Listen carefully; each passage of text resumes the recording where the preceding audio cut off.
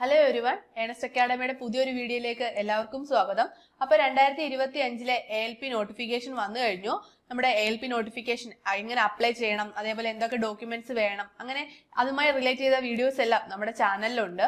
അപ്പം നിങ്ങൾക്കറിയാം ALPക്ക് വരുന്നത് CBT 1, അതേപോലെ CBT 2, പിന്നെ CBT 2 കഴിഞ്ഞതിന് ശേഷം CB80 എന്ന് പറയുന്ന ഒരു സെക്ഷൻ ആണ്. അപ്പൊ എല്ലാവർക്കും ഉള്ളൊരു ഡൗട്ടാണ്, എന്താണ് ഈ കമ്പ്യൂട്ടർ ബേസ്ഡ് ആപ്റ്റിറ്റ്യൂഡ് ടെസ്റ്റ് എന്നുള്ളത്, അല്ലെങ്കിൽ സൈക്കോമെട്രിക് ടെസ്റ്റ് എന്ന് പറയുന്നത് എന്താണ് എന്നുള്ളത് സ്റ്റുഡൻസിന്റെ എല്ലാം ഒരു ഡൗട്ടാണ്. അപ്പൊ നമ്മൾ ഇന്ന് ഈ വീഡിയോയിൽ ആ CB80 എന്താണെന്നാണ് നമ്മൾ ഈ വീഡിയോയിലൂടെ നോക്കാൻ പോകുന്നത്. നമുക്കറിയാം ഇതിന്റെ CBT 1 ക്വാളിഫൈ ആയി കഴിഞ്ഞ് അത് കഴിഞ്ഞ് CBT 2ലേക്ക് കയറും. അതിൽ CBT 2 part A part B അങ്ങനെ 2 സെക്ഷൻസ് ഉണ്ട്. അതിൽ CBT 2 ക്വാളിഫൈ ആയി കഴിഞ്ഞതിന് ശേഷം വരുന്ന സ്റ്റുഡൻസ് ആണ് CB80ലേക്ക്, അതായത് കമ്പ്യൂട്ടർ ബേസ്ഡ് ആപ്റ്റിറ്റ്യൂഡ് ടെസ്റ്റിലേക്ക് ക്വാളിഫൈ ആവുന്നത്. നമുക്കറിയാം നമ്മുടെ വേക്കൻസിയുടെ 8 മടങ്ങ് സ്റ്റുഡൻസ് ആയിരിക്കും ഈ CB80 എന്ന സെക്ഷനിലേക്ക് ക്വാളിഫൈ ആവുന്നത്. അതേപോലെ ഇതിന്റെ ഒരു പ്രത്യേകത എന്താണെന്ന് വെച്ച് കഴിഞ്ഞാൽ ഈ സെക്ഷനിൽ നെഗറ്റീവ് മാർക്കിംഗ് ഇല്ല എന്നുള്ളത് തന്നെയാണ്. ഇവിടെ നെഗറ്റീവ് മാർക്കിംഗ് ഇല്ലായിരിക്കും. അതേപോലെ 5 സെക്ഷൻസ് ആണ് ഈ കമ്പ്യൂട്ടർ ബേസ്ഡ് ആപ്റ്റിറ്റ്യൂഡ് ടെസ്റ്റിൽ വരുന്നത്. ഈ 5 സെക്ഷൻസിനെ 5 ബാറ്ററീസ് എന്നാണ് ഇവിടെ അറിയപ്പെടുന്നത്. അതേപോലെ ഈ 5 ബാറ്ററീസിലും, അതായത് ഈ 5 സെഗ്മെന്റ്സിലും സെപ്പറേറ്റ് കട്ട് ഓഫ് ഉണ്ടായിരിക്കും. നമ്മൾ ഈ 5 സെഗ്മെന്റ്സും പാസ് ആവണം, എങ്കിൽ മാത്രമേ നമ്മൾ ഈ ഒരു CB80 ക്വാളിഫൈ ആവുകയുള്ളൂ. ഇതിലെ ഓരോ സെഗ്മെന്റിനും, അതായത് 42 T സ്കോർ, നമ്മുടെ നോർമലൈസ്ഡ് സ്കോർ ഒക്കെ പോലെ വരുന്ന ഒന്നാണ് ഈ T സ്കോർ എന്ന് പറയുന്നത്. അതായത് ഓരോ സെക്ഷനിലും മിനിമം 42 മാർക്കെങ്കിലും നമ്മൾ മേടിച്ചിരിക്കണം, എങ്കിൽ മാത്രമേ നമ്മൾ ക്വാളിഫൈ ആവുകയുള്ളൂ. നമുക്ക് ഈ ഒരു പേരൊക്കെ കേൾക്കുമ്പോൾ നമ്മൾ വിചാരിക്കും ഇത് വലിയൊരു ടെസ്റ്റ് ആണെന്നൊക്കെ. പക്ഷെ സംഭവം സിമ്പിൾ ആണ്. നിങ്ങൾക്ക് എല്ലാവർക്കും ഈ CBT 1 CBT 2 പാസ്സായിട്ട് വെയിറ്റ് ചെയ്തിരിക്കുന്നവർക്കാണല്ലോ CB80 വരുന്നത്. അപ്പം അത് വളരെ സിമ്പിൾ ആയിട്ടൊരു ടെസ്റ്റ് ആണ്. നമുക്ക് ഈ പേര് കേൾക്കുമ്പോൾ പേടിക്കുന്ന പോലെ അത്ര വലിയ സംഭവങ്ങളൊന്നുമില്ല. നമ്മൾ കുറച്ച് കോൺസെൻട്രേറ്റഡ് ആയിട്ട് നമ്മൾ കുറച്ച് പ്രാക്ടീസ് ഒക്കെ ചെയ്ത് കഴിഞ്ഞാൽ നമുക്ക് കറക്റ്റ് ആയിട്ട് അതും ക്രാക്ക് ചെയ്യാൻ സാധിക്കും. നമുക്കപ്പോൾ ഇതിൽ വരുന്നത് ഇംഗ്ലീഷിലും ഹിന്ദിയിലും ഈ എക്സാംസ് വരും. അതേപോലെ ഇതിന്റെ ഫൈനൽ മെറിറ്റ് ലിസ്റ്റ് വരുമ്പോൾ 30% മാർക്ക് നമ്മുടെ ഈ CB80യുടെ ആയിരിക്കും. അതേപോലെ 70% മാർക്ക് വരുന്നത് നമ്മുടെ CBT 2ന്റെ പാർട്ട് എയുടെ സെക്ഷനിൽ നിന്നായിരിക്കും എടുക്കുന്നത്. അപ്പൊ നമ്മൾ പറഞ്ഞു 5 സെഗ്മെന്റ്സ് ഉണ്ട്, 5 ടെസ്റ്റ് ബാറ്ററീസ് ഉണ്ട്. നമുക്ക് ആ 5 ടെസ്റ്റ് ബാറ്ററീസ് എന്തൊക്കെയാണെന്നും അത് എങ്ങനെയാണെന്നും ഒക്കെ ഒന്ന് പരിചയപ്പെടാം. അപ്പൊ 5 ടെസ്റ്റ് ബാറ്ററീസ് ഉണ്ടെന്ന് പറഞ്ഞു. ഫസ്റ്റ് വരുന്നത് ഒരു memory test, aptitude test for measuring memory, അതായത് നമ്മുടെ മെമ്മറി ടെസ്റ്റ് ആണ്. അതിന്റെ പേര് പോലെ തന്നെ നമ്മുടെ ഓർമ്മശക്തി പരിശോധിക്കുന്നതിന് വേണ്ടിയിട്ടുള്ള ഒരു ടെസ്റ്റ് ആണ്. നെക്സ്റ്റ് വരുന്നത് following direction, aptitude test to measure ability to follow directions. Next third വരുന്നത് depth perception, aptitude to measure depth perception. അതേപോലെ നാലാമത് വരുന്നത് concentration test, aptitude test to measure concentration. അതേപോലെ perceptual speed test, aptitude test to measure perceptual speed. നമുക്ക് ഈ 5 പേരുകൾ കേൾക്കുമ്പോൾ എന്തോ വലിയ ടെസ്റ്റ് ആണെന്ന് തോന്നും. ഇതിന്റെ ക്വസ്റ്റ്യൻസ് ഒക്കെ വളരെ സിമ്പിൾ ആണ്. നമുക്ക് ഓരോ ക്വസ്റ്റ്യൻസിലൂടെ ഇത് എന്തൊക്കെ സെഗ്മെന്റ്സ് ആണെന്ന് പരിചയപ്പെടാം. നമ്മൾ പറഞ്ഞു ഫസ്റ്റ് മെമ്മറി ടെസ്റ്റ് എന്ന് പറഞ്ഞു. നമുക്ക് ആദ്യം വരുന്ന സ്ക്രീനിൽ നമുക്ക് ഇങ്ങനെ ഒരു പിക്ചർ ആയിരിക്കും വരുന്നത്. ഇതൊരു ക്വസ്റ്റ്യൻ ആണ്. അപ്പൊ നമുക്ക് ഇങ്ങനെ ഒരു പിക്ചർ വരും. നമ്മളത് ഒരു 5 മിനിറ്റ് ഒന്ന് ഒബ്സർവ് ചെയ്യുക. നമുക്കൊരു ടൈം പീരീഡ് കാണും. അതിനുശേഷം ആ പിക്ചർ മാറും. അത് കഴിഞ്ഞ് നെക്സ്റ്റ് വരുന്നതായിരിക്കും നമ്മുടെ ക്വസ്റ്റ്യൻ. നമ്മുടെ ക്വസ്റ്റ്യനിൽ വരുന്നത് ഇങ്ങനെ ഒരു ഫിഗർ ആയിരിക്കും. അതായത് ഈ ABCE. നമ്മൾ ആദ്യത്തെ ഫിഗർ രണ്ടാമത് ഉണ്ടാവില്ല. ആദ്യത്തെ ഫിഗർ നമുക്ക് കുറച്ച് സെക്കൻഡ്സുകൾ നമ്മുടെ സ്ക്രീനിൽ കാണും. നമ്മൾ അത് കറക്റ്റ് ആയിട്ട് ഒബ്സർവ് ചെയ്ത് ഓർത്ത് വെക്കണം. അപ്പൊ ഫസ്റ്റ് ഫിഗറിൽ ഇങ്ങനെ ഓരോ സെക്ഷനിലും ഓരോ വീടുകളായിരുന്നു.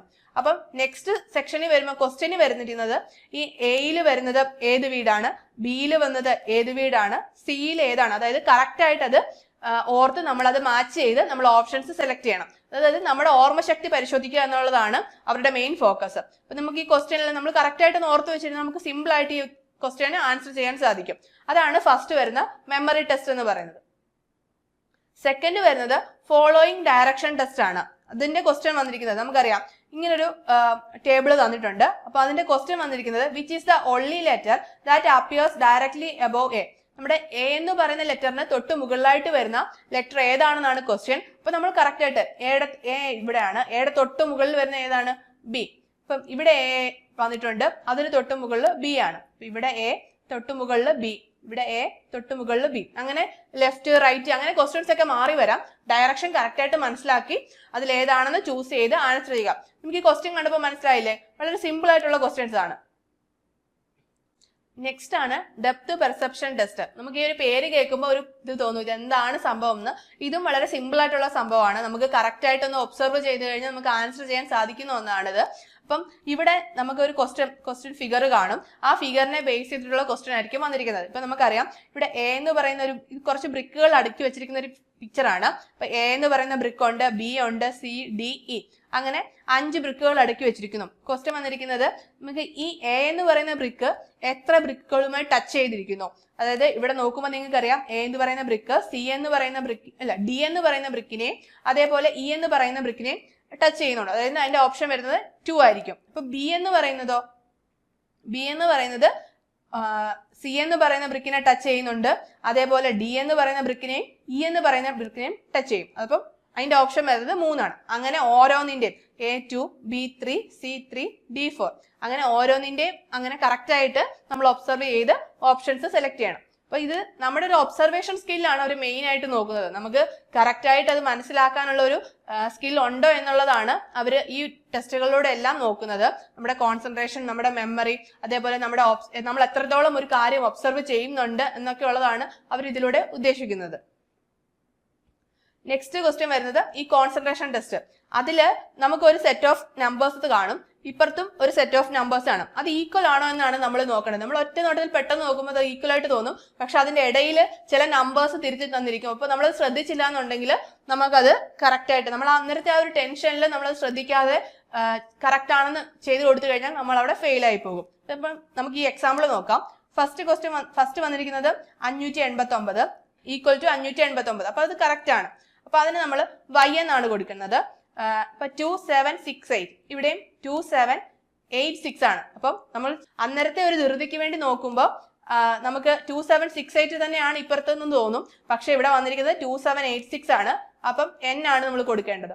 അങ്ങനെ ഓരോന്നും കറക്റ്റ് ആയിട്ട് ഒബ്സർവ് ചെയ്ത് മാച്ച് ആണോ എന്ന് നോക്കിയിട്ട് വേണം നമ്മൾ ഓപ്ഷൻ ശരിയാണെങ്കിൽ y എന്നും തെറ്റാണെങ്കിൽ n എന്നുമാണ് കൊടുക്കേണ്ടത്.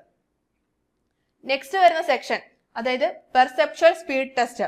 നമുക്ക് ഇവിടെ കഴിഞ്ഞ ടെസ്റ്റിൽ പറഞ്ഞ പോലെ നമുക്കൊരു സെറ്റ് ഓഫ് ഫിഗേഴ്സ് കാണും, ഇപ്പുറത്തും ഒരു സെറ്റ് ഓഫ് ഫിഗേഴ്സ് കാണും. അപ്പോൾ ഫസ്റ്റ് ഫിഗറിന് മാച്ച് ആവുന്നത് ആ സെക്കൻഡ് കോളത്തിൽ ഏതാണെന്നാണ് നമ്മൾ കണ്ടെത്തേണ്ടത്. അങ്ങനെ ഓരോന്നിനും മാച്ച് ആയിട്ടുള്ളത് മാച്ച് ദ ഫോളോയിങ് പോലെ നമ്മൾ ചെറിയ മൈന്യൂട്ട് ആയിട്ടുള്ള വ്യത്യാസങ്ങൾ മാത്രമേ കാണത്തുള്ളൂ. നമ്മളത് കറക്റ്റ് ആയിട്ട് കണ്ടുപിടിക്കണം. ഇപ്പം ഈ തന്നേക്കുന്ന ഫിഗേഴ്സിലെ ലൈൻസ് ആണ്. അപ്പം ചിലപ്പോൾ ഒരു ലൈൻ കുറവായിരിക്കും ഇപ്പുറത്ത്. നമുക്കിതെല്ലാം ഒരുപോലെ ഇരിക്കുന്നതെന്ന് തോന്നും, പക്ഷെ ചില മൈന്യൂട്ട് ഡിഫറൻസസ് കാണും. അപ്പൊ അത് കറക്റ്റ് ആയിട്ട് ഒബ്സർവ് ചെയ്ത് അതിന് മാച്ച് ആവുന്നത് ഏതാണെന്ന് കണ്ടെത്താൻ ശ്രമിക്കണം.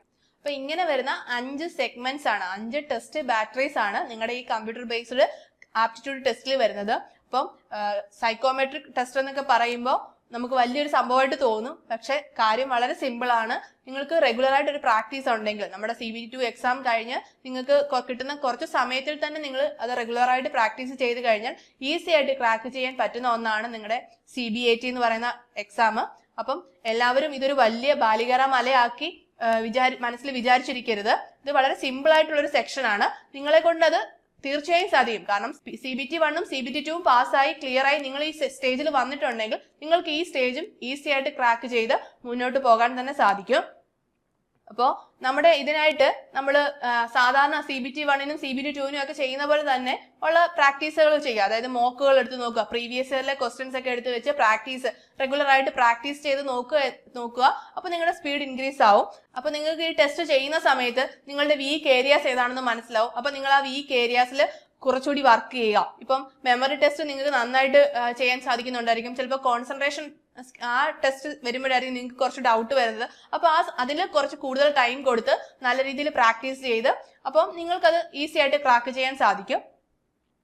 നിങ്ങൾക്കറിയാം നമ്മുടെ ALP എന്ന് പറയുന്നത് 2025 ALP നോട്ടിഫിക്കേഷൻ വന്നിരിക്കുന്നത് 10,000-ഓളം വേക്കൻസികളുമായിട്ടാണ്. നമുക്ക് 2024 ALPയുടെ നോട്ടിഫിക്കേഷൻ വരുമ്പോൾ 5,000+ ആയിരുന്നു വേക്കൻസി. പിന്നീട് അവരത് 18,000+ ആക്കി ഉയർത്തിയിരുന്നു.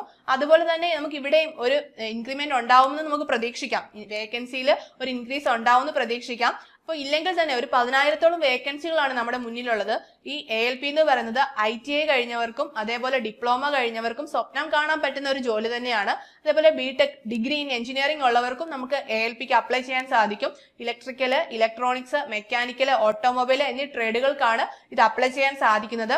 അതേപോലെ ITI കഴിഞ്ഞ ഏതൊക്കെ ട്രേഡുകളാണെന്ന് നമ്മൾ ഓൾറെഡി ഒരു വീഡിയോയിൽ പറഞ്ഞിട്ടുണ്ട്. അപ്പം അപ്ലൈ ചെയ്യാൻ സാധിക്കുന്നവരെല്ലാം തന്നെ അപ്ലൈ ചെയ്യുക. ഇപ്പോൾ ക്വാളിഫിക്കേഷൻ മാത്രമല്ല, നമുക്ക് ഇതിന് മെഡിക്കൽ സ്റ്റാൻഡേർഡ്സ് കൂടി ഉണ്ട്. അപ്പം നിങ്ങൾ നിങ്ങളുടെ മെഡിക്കൽ കൂടി നോക്കുക. നമ്മൾ പറഞ്ഞിട്ടുണ്ട് ആ മെഡിക്കൽ സ്റ്റാൻഡേർഡ്സിന്റെ വീഡിയോയിൽ നമ്മൾ കൃത്യമായിട്ട് അതിന്റെ മെഡിക്കൽ സ്റ്റാൻഡേർഡ്സ് പറയുന്നുണ്ട്. അപ്പം നിങ്ങളത് വെരിഫൈ ചെയ്യുക. നിങ്ങൾക്കത് അപ്ലൈ ചെയ്യാൻ സാധിക്കും. നിങ്ങൾ മെഡിക്കലി ഫിറ്റ് ആണ് എന്ന് വെരിഫൈ ചെയ്തതിന് ശേഷം നിങ്ങൾ അപ്ലൈ ചെയ്യുക.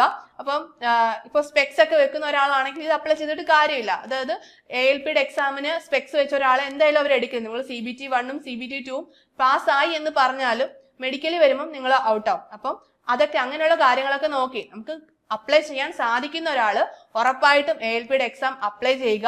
ഇപ്പോൾ തന്നെ പഠിച്ചു തുടങ്ങുക. കാരണം നമുക്ക് നോട്ടിഫിക്കേഷൻ വന്നു. ഇനി വരാൻ പോകുന്നത് ALP ടെക്നീഷ്യന്റെ നോട്ടിഫിക്കേഷൻ വരാം, അതേപോലെ JEയുടെ നോട്ടിഫിക്കേഷൻ വരാം, അതേപോലെ NTPC ഗ്രൂപ്പ് ഡി, അങ്ങനെ റെയിൽവേയുടെ ഒരു എക്സാം, ഒരു സെറ്റ് ഓഫ് എക്സാംസ് തന്നെയാണ് നമ്മുടെ മുന്നിലുള്ളത്. ഇതിന്റെ എല്ലാം CBT 1ന്റെ സിലബസ് എന്ന് പറയുന്നത് ഏറെക്കുറെ ഒരു 90% സിമിലർ ആണ്. അപ്പം നിങ്ങൾ ഈ ഒരു ALPക്ക് വേണ്ടിയിട്ട് പഠിച്ചു തുടങ്ങുമ്പോൾ നിങ്ങളുടെ മുന്നിലുള്ളത് RRBയുടെ മറ്റ് എക്സാംസ് കൂടി ക്രാക്ക് ചെയ്യാനുള്ള ഒരു അവസരമാണ്. അപ്പൊ ഈ അവസരം ഒട്ടും തന്നെ പാഴാക്കാതെ ഇന്ന് തന്നെ പഠിച്ചു തുടങ്ങുക. നമ്മുടെ ഏണസ്റ്റ് അക്കാഡമിയിൽ ALPക്കായിട്ട് CBT 1, CBT 2, part A, part B courses available ആണ്. നിങ്ങൾ ഏത് ട്രേഡ് ആണെങ്കിലും നമ്മുടെ കയ്യിൽ ടെക്നിക്കൽ പാർട്ട് Bയുടെ കോഴ്സസ് ഉണ്ട്. അപ്പൊ നിങ്ങൾക്ക് ALP ക്രാക്ക് ചെയ്യാനുള്ള എല്ലാ കണ്ടന്റും നമ്മുടെ കോഴ്സിൽ അവൈലബിൾ ആണ്. നിങ്ങൾക്ക് ഒരു പേഴ്സണൽ മെന്റർ കാണും, ഒരു വാട്സ്ആപ്പ് ഗ്രൂപ്പ് കാണും, നിങ്ങൾക്ക് ഡൗട്ട് ക്ലിയറിംഗ് സെക്ഷൻസ് ഉണ്ടായിരിക്കും, അതേപോലെ വീക്ക്ലി ടെസ്റ്റുകൾ, അതേപോലെ വർക്കൗട്ട് സെക്ഷൻസ്, അങ്ങനെ നിങ്ങൾക്ക് എക്സാം ക്രാക്ക് ചെയ്യാൻ വേണ്ട എല്ലാ കണ്ടന്റും നമ്മുടെ കോഴ്സിൽ അവൈലബിൾ ആണ്. നിങ്ങൾ ഇന്ന് തന്നെ പഠിച്ചു തുടങ്ങുക. ഏണസ്റ്റ് അക്കാഡമി നിങ്ങളോടൊപ്പം തന്നെ ഉണ്ട്. അപ്പോൾ നിങ്ങൾക്ക് നമ്മുടെ വീഡിയോയുമായിട്ടോ അല്ലെങ്കിൽ നമ്മുടെ കോഴ്സുകളുമായിട്ടോ റിലേറ്റ് ചെയ്ത് എന്തെങ്കിലും ഡൗട്ട്സും കാര്യങ്ങളും ഒക്കെ ഉണ്ടെങ്കിൽ നമ്മളുടെ നമ്പറിൽ കോൺടാക്ട് ചെയ്യുക, അല്ലെങ്കിൽ താഴെയുള്ള ഗൂഗിൾ ഫോം ഫില്ല് ചെയ്യുക. അപ്പോൾ നമുക്ക് അടുത്തൊരു വീഡിയോയുമായി വീണ്ടും കാണാം. All the best.